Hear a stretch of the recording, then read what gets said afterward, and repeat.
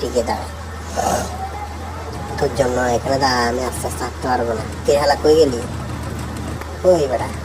আচ্ছা আমি এদিকে দাঁড়াই, তুই আয়। আয়।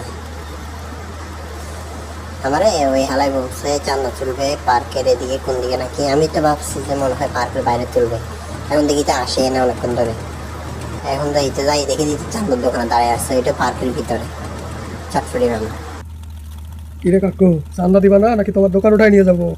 কি বলো বাবা, এইটা দিয়েই তো আমাদের সংসার চলে। দোকান উঠাইয়া দিলে আমি আর তোমার কাকি তো না খাইয়েই মরিয়া যাব।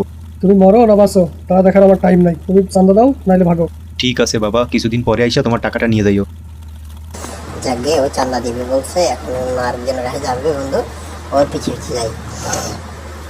এই কিরে চন্দু, মাল রেডি আছে?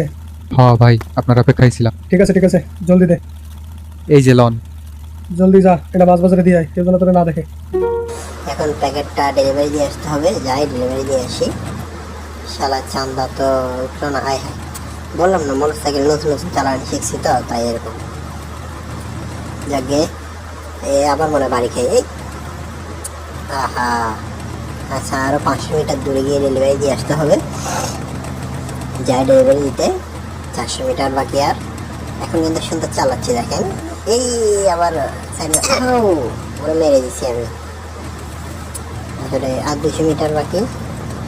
মানে নতুন নতুন চালাচ্ছি, কন্ট্রোল ধরে রাখতে পারতেছি না, এই অবস্থা।